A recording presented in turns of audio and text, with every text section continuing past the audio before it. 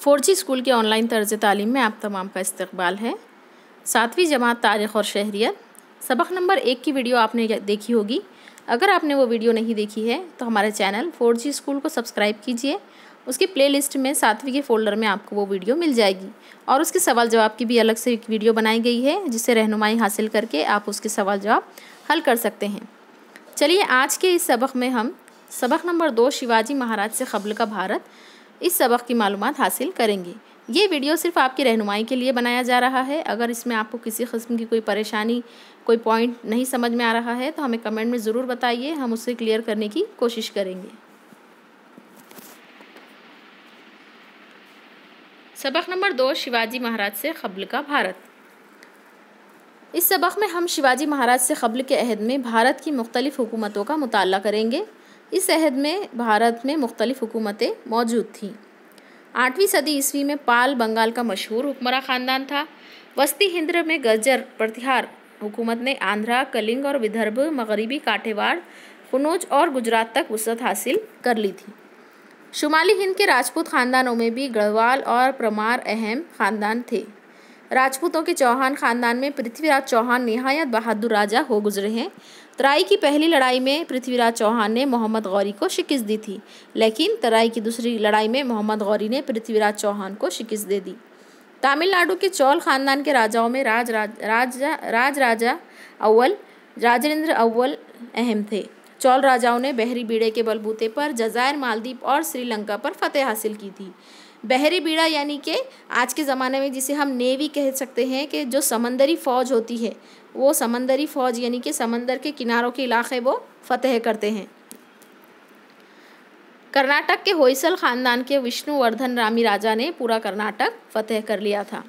महाराष्ट्र के राष्ट्रकूट ख़ानदान के राजा गोविंद सुवम के दौरे हुकूमत में इस ख़ानदान की हुकूमत कन्नौज से रामेश्वर तक फैल चुकी थी। इसके बाद कृष्ण सुवम ने इलाहाबाद तक का इलाका जीत लिया। शिलाहारों के 3 ख़ानदानों को महाराष्ट्र में उरूज हासिल हुआ। पहला ख़ानदान शुमाली कोकण में थाना और रायगढ़, दूसरा ख़ानदान जनूबी कोकण और तीसरा ख़ानदान कोल्हापुर, सातारा, सांगली और बेलगाम के कुछ हिस्सों पर हुक्मरानी करता था। शिवाजी महाराज से क़ब्ल के अहद में आखिरी पुरशिको हुकूमत महाराष्ट्र के यादवों की थी। औरंगाबाद से करीब देवगिरी यादव ख़ानदान के राजा भल्लम पंजुम की राजधानी थी। उन्होंने कृष्णा नदी के परे अपनी हुकूमत को तोसी दी। यादव ख़ानदान का दौरे हुकूमत मराठी ज़बान और अदब का सुनहरा दौर माना जाता है। इस दौर में महाराष्ट्र में महानुभाव और वारकरी फ़िरक़ों को उरूज हासिल हुआ। शुमाल मगरबी जानिब से हमले। महाराष्ट्र में राष्ट्रकूट और यादव जैसे मकामी ख़ानदानों की हुकूमत थी, लेकिन शुमाल मगरबी जानिब से आने वाले हमलावरों ने मुकामी हुकूमतों को जीतकर अपना इक़्तिदार क़ायम किया। यानी कि क़दीम ज़माने में राजा अलग अलग इलाक़ों पर कब्ज़ा करने के लिए एक दूसरे पर हमला करते थे, जिसकी फ़ौज ज़्यादा ताकतवर होती थी और अगर वो जीत जाए तो वो इलाक़ा उसके कब्ज़े में आ जाता था। इस तरीक़े से अपनी रियासत बढ़ाने के लिए, अपना इलाक़ा बड़ा करने के लिए, अपनी वसअत फैलाने के लिए लोग जंगों का सहारा लिया करते थे। दरमियानी ज़माने में वस्त एशिया में अरबों की हुकूमत कायम हुई। हुकूमत की तोसी के लिए अरबों ने भारत का रुख किया। 8वीं सदी में अरब सिपह सालार मोहम्मद बिन कासिम ने सिंध पर हमला किया। वहाँ के राजा दाहर को शिकस्त देकर उन्होंने सिंध फतेह कर लिया। इस हमले की बिना पर पहली मरतबा अरबों का भारत से सियासी वास्ता पड़ा। इसके बाद के ज़माने में एशिया के तुर्क, अफ़गान, मुग़ल भारत आए और उन्होंने भारत में अपना इक़्तिदार क़ायम किया। 11वीं सदी ईस्वी में भारत पर तुर्कों ने हमले करना शुरू कर दिए। वो अपने इक़्तिदार को बढ़ाते हुए भारत की शुमाल मगरबी सरहद तक पहुंच गए। गजनी के सुल्तान महमूद ने भारत पर कई हमले किए। इन हमलों में इन्हें मथुरा, वृंदावन, कन्नौज और सोमनाथ के खुशहाल मनादिर से बड़ी दौलत हाथ आई, जिसे वो अपने साथ ले गए। शुमाली हिंद की सुल्तान शाही।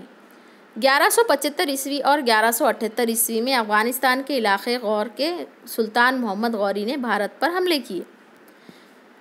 भारत के फ़तेह किए हुए इलाक़ों की देखभाल के लिए उन्होंने कुतुबुद्दीन ऐबक का तक़र्रुर किया।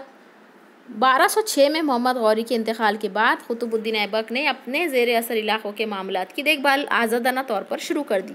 ऐबक जो बुनियादी तौर पर ग़ुलाम थे, दिल्ली के बादशाह बन बैठे। देखिए यहाँ पर भी एक इम्पॉर्टेंट सवाल हमेशा से आपको आएगा कि वो कौन सा ग़ुलाम है जो दिल्ली का बादशाह बन बैठा। उसका जवाब होगा कुतुबुद्दीन ऐबक। आपसे गुजारिश है कि आप हमारी तमाम वीडियोस गौर से सुनें और इसे शुरू से आखिर तक देखें, ताकि आपके इल्म में इजाफा हो और आपको आइंदा सवाल जवाब हल करने में आसानी हो। सन 1210 में कुतुबुद्दीन ऐबक का इंतकाल होगा। कुतुबुद्दीन ऐबक के बाद शमसुद्दीन अल्तमश, रज़िया सुल्ताना, गयासुद्दीन बलबन, अलाउद्दीन खिलजी, मोहम्मद तुगलक, फ़िरोज़ तुगलक, इब्राहिम लोदी वगैरह सलातीन ने भारत पर हुकूमत की। इब्राहिम लोदी आखिरी सुल्तान थे। इनकी तंग मिजाजी की वजह से बहुत से लोग इनके दुश्मन बन बैठे। पंजाब के सूबेदार दौलत खान लोदी ने काबिल के मुग़ल हुक्मरान बाबर को इब्राहिम लोदी के ख़िलाफ़ जंग पर आमादा किया। इस लड़ाई में बाबर ने इब्राहिम लोदी को शिकस्त दी और इसी के साथ भारत में अहद सलातीन का खात्मा हो गया। विजयनगर की हुकूमत। दहली के सुल्तान मोहम्मद तुगलक के दौरे हुकूमत में दहली के मरकज़ी इक़्तिदार के ख़िलाफ़ जुनूब में बगावत बुलंद हुई, जिसकी बिना पर विजयनगर और बहमनी की दो ताकतवर हुकूमतों को उरूज हासिल हुआ। जनूबी हिंद के दो भाई हरिहर और बुक्का दहली के सुल्तान के दरबार में सरदार थे। उन्होंने मोहम्मद तुगलक के दौर में जुनूब में सियासी बदनज़मी और कमज़ोरी का फ़ायदा उठाते हुए 1336 ईस्वी में विजयनगर की हुकूमत कायम की। मौजूदा कर्नाटक का शहर हम्पी विजयनगर की हुकूमत की राजधानी था। हरिहर विजयनगर के पहले राजा थे।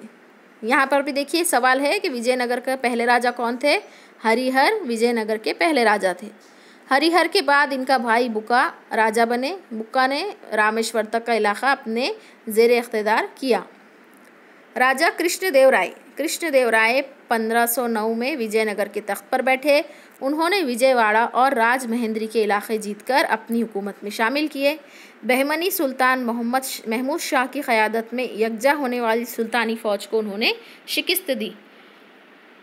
कृष्णदेव राय के दौरे हुकूमत में विजयनगर की हुकूमत में मशरिक़ में कटक से लेकर मगरिब में गोवा तक और शुमाल में रायचूर दोआबा से लेकर जुनूब में बहर हिंद तक फैली हुई थी। कृष्णदेव राय का इंतकाल 1530 में हुआ। ये देखिए इस तस्वीर में राजा कृष्णदेव राय की ख़याली तस्वीर बनाई गई है।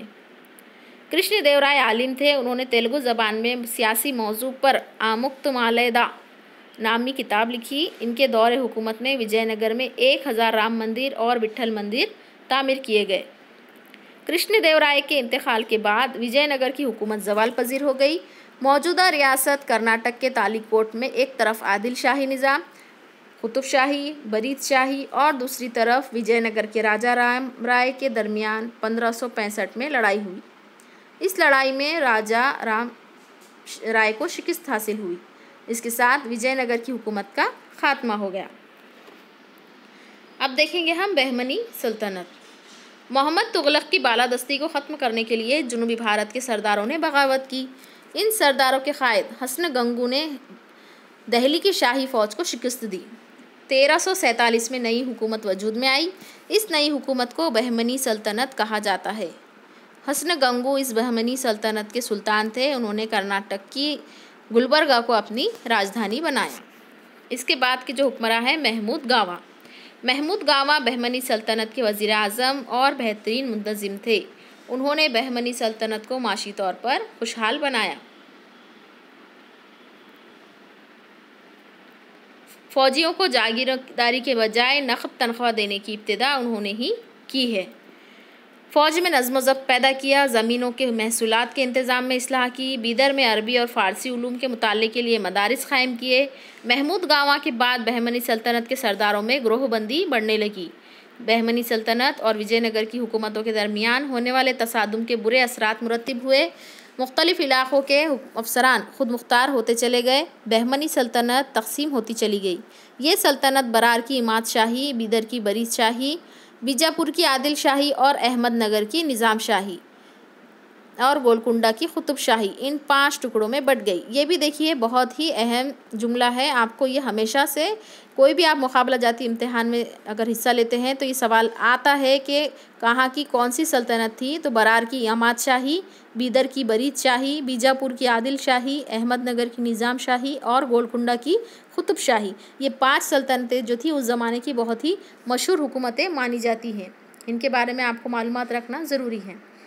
चलिए अब इस सबक को हम यहीं पर ख़त्म करते हैं। इसका अगला पार्ट हम इस दूसरे हिस्से में पढ़ेंगे।